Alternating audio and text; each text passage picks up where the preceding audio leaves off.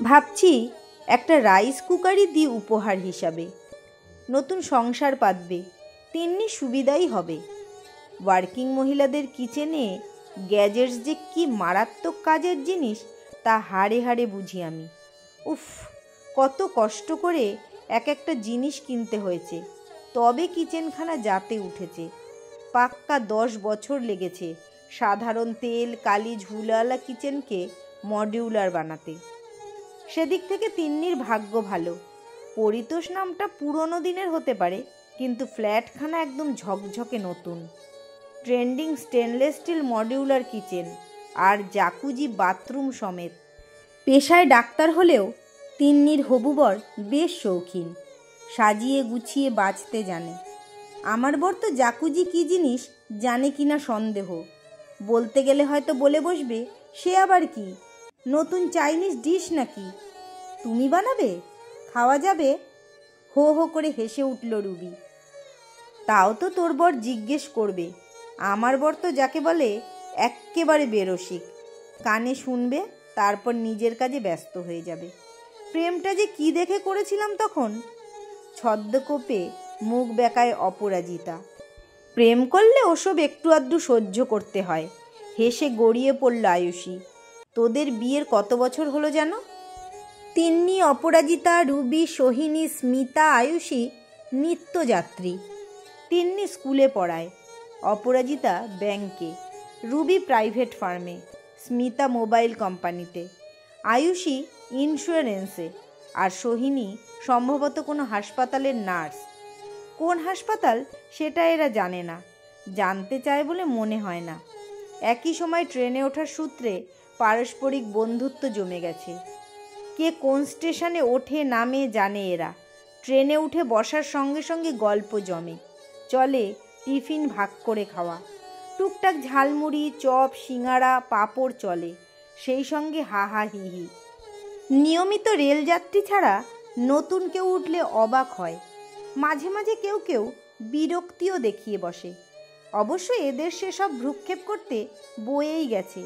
এদের মধ্যে সোহিনী একটু আলাদা, উদাসীন, থেকেও যেন নেই। মনে মনে এরা বলে ঢং, তবু বন্ধুত্বটা কিভাবে যেন রয়ে গেছে। আয়োজনটা কিন্তু কাকু জমিয়ে করছেন। পার্ল গার্ডেন ভিলা, ব্যাংকোয়েটটা আমি চিনি। এক রাতের ভাড়াই $1,2,000 হবে। উইথ ডেকোরেশন কি উইদাউট সেটা অবশ্য জানি না। আয়ুষী বলল, $1,2,000 এক রাতের খরচ? Only venue? বলিস কি রে? তাহলে তো সামান্য একটা রাইস কুকার দেওয়া যাবে না রে? খেলো হয়ে যাবে, বলে উঠল স্মিতা। অত শত বুঝি না বাপু, তিন্নির বিয়েতে আমি ইন্ডাকশানই দেব, যাবো তো একাই। আজকাল সংসারে কি খরচ বেড়েছে ভাবা যায় না। পরের মাসে মেয়ের সেমিস্টারের ফিস ভরতে হবে, কিচেনের কলটা গড়বড় করছে, প্লাম্বার ডাকতে হবে, তাছাড়া কয়েকটা রিপেয়ারিংয়ের কাজও আছে।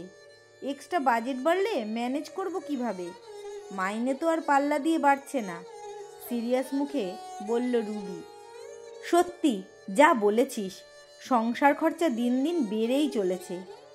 যত টাকাই তুলি না কেন ঠিক খরচা হয়ে যায়। কতদিন ধরে ভাবছি নিজের জন্য একটা ড্রেস কিনবো, কেনাই হয় না।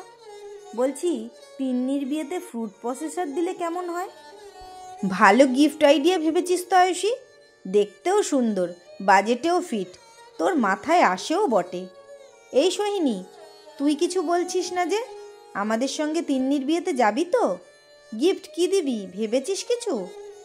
ওই দিন আমার হবে না গো, হাসপাতালে নাইট ডিউটি রয়েছে, তবে গিফট আমি আগেই দিয়ে দিয়েছি। অদ্ভুত হাসে সোহিনী। বাব্বা, কি এমন স্পেশাল গিফট দিলি যে আমাদের দেখাতে পর্যন্ত পারলি না? বিয়েতে গিয়ে তিন্নিকে জিজ্ঞেস করতে হবে তো। মনে মনে মুখ বেঁকায় অপরাজিতা। করিস তো ওই 2 টাকার হাসপাতালের চাকরি, তাও আবার অত ব্যস্ততা, যেতে পারবো না। অমন বড়লোকের বিয়ে, শীততাপ নিয়ন্ত্রিত সাজানো গোছানো ব্যাংকোয়েট জীবনে দেখেছিস তুই? নির্দিষ্ট স্টেশনে নেমে যায় সোহিনী। সেদিকে তাকিয়ে আয়ুষী বলে ওঠে, কি দিয়েছে তিন্নিকে কে জানে, বোধহয় কম দামি শাড়িটারই হবে, ওই জন্যই সবার সামনে বলতে পারল না। ক টাকাই বা পায়, কি করে যে চলে? শুনেছি তো সংসারে একাই রোজগেরে। বাকি সবাই আবার আলোচনায় ডুবে যায়। উদাসী চোখে পথ চলে সোহিনী। কেউ জানতে না পারলেও তিন্নির বিয়েতে সবচেয়ে সেরা উপহারটা সেই দিয়েছে। এতদিনের সম্পর্ক, তবু কোনো কাদা ছোড়াছুড়ি ছাড়াই সাগ্নিক ওরফে পরিতোষকে সে যেতে দিয়েছে। ডক্টর পরিতোষ মিত্র, সোহিনীর প্রাক্তন, তিন্নির হবু স্বামী।